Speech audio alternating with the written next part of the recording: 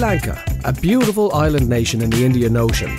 Renowned for its rich history, vibrant culture and warm hospitality, Sri Lanka stands as a jewel in the Indian Ocean where ancient traditions seamlessly intertwine with the beauty of its natural surroundings. For many years, the country lived in peaceful times that were bolstered by moderate economic growth with good living standards for many of its people. It enjoyed a thriving tourism industry that contributed significantly to the economy, offering employment opportunities and boosting local businesses. Sri Lankans had a relatively high literacy rate, and education and healthcare services were available to a large part of the population. Indeed, the country's rich cultural heritage with its ancient temples, historical sites and diverse traditions continued to be a source of pride and attraction for both locals and tourists. But in the years leading up to 2019, the nation grappled with a series of significant economic challenges. These challenges encompassed issues such as rising public debt, trade imbalances, political instability, and a need for comprehensive economic reforms. As Sri Lanka navigated these economic hurdles, they set the stage for a pivotal period of economic policy and governance under the leadership of Gotabaya and Mahinda Rajapaksa. Welcome to the Global Insight on the Sri Lanka economic crisis.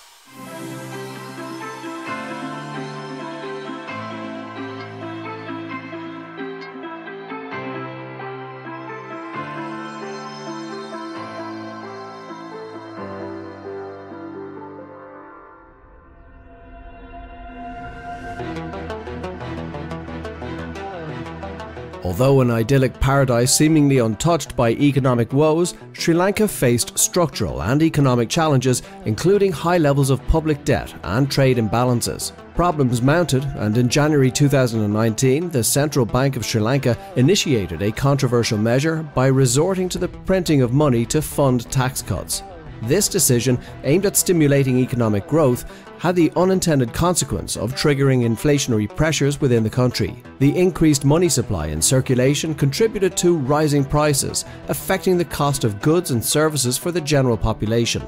However, in April of the same year, Sri Lanka faced a devastating setback with the Easter bombings that targeted several churches and luxury hotels. The coordinated terrorist attacks not only resulted in a tragic loss of lives, but also dealt a severe blow to the nation's tourism industry. The attacks crippled tourist arrivals, a vital source of foreign exchange, leading to a further decline in Sri Lanka's foreign currency reserves.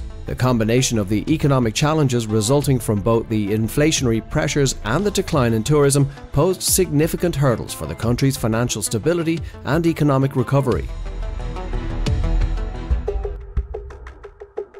In March 2020, Sri Lanka faced the global impact of the COVID-19 pandemic, prompting the government to implement nationwide lockdowns and stringent measures to curb the spread of the virus. The pandemic significantly exacerbated the economic challenges already present in the country, particularly in sectors heavily dependent on international trade and tourism. The travel restrictions and lockdowns further crippled the tourism industry, exacerbating the economic downturn. In August 2020, despite prevailing economic challenges and public health crises, the Rajapaksa brothers Gotabaya and Mahinda secured a resounding victory in parliamentary elections. This electoral success raised concerns among some segments of the population and international observers about the potential concentration of power within the ruling political establishment.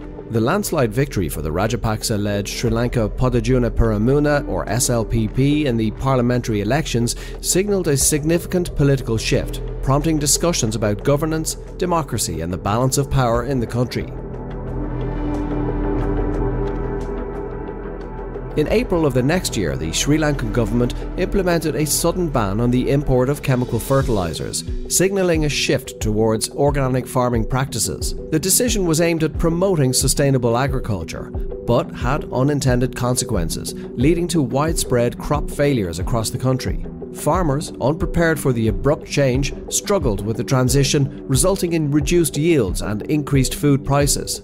The move sparked debates about the effectiveness of such policies and the need for a more gradual and well-planned agricultural transition. As a consequence of the government's abrupt ban on chemical fertilizer imports and the subsequent widespread crop failures, Sri Lanka experienced a significant decline in its rice production. The disruption in traditional farming practices, combined with economic challenges and inflation, led to a sharp reduction in domestic rice output. This downturn in rice production, a staple in the Sri Lankan diet, resulted in a shift from being a net exporter of rice to becoming a rice importer. The country, once known for its self-sufficiency in rice production, had to increasingly rely on importing rice to meet domestic demand. The transition from an exporter to an importer of rice underscored the far-reaching impacts of policy decisions on the country's agricultural sector and highlighted the importance of carefully planned and executed agricultural policies to ensure food security and economic stability. The shift also underscored the challenges posed by abrupt changes in agricultural practices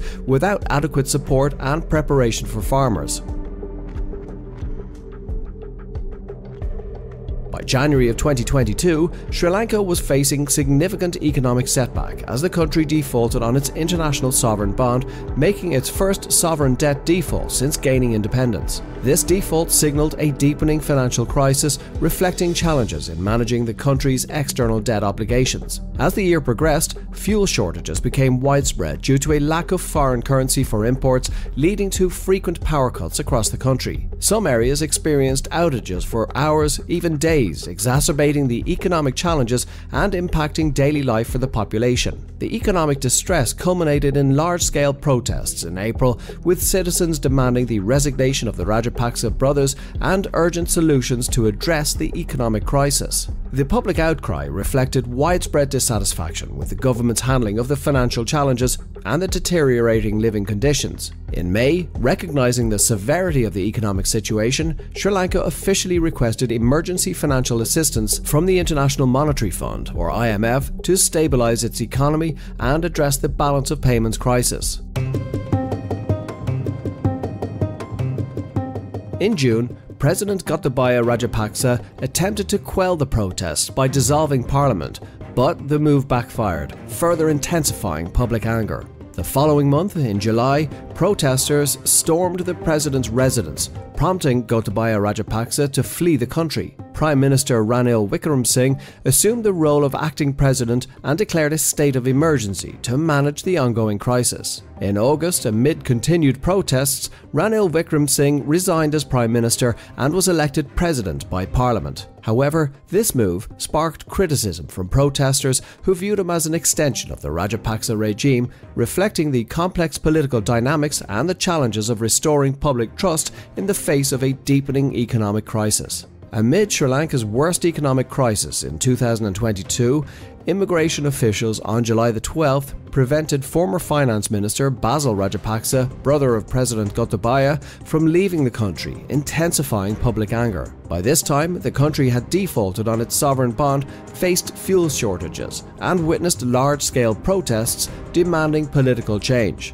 The economic turmoil, worsened by populist policies and mismanagement, led to inflation, fuel rationing, and a plea for IMF assistance. China's role as a major debt holder and India's loans became crucial, while the Rajapaksa family's political dominance faced unprecedented challenges, with protesters occupying official residences. The situation still remains volatile, impacting financial markets and pushing the nation towards a significant crossroads.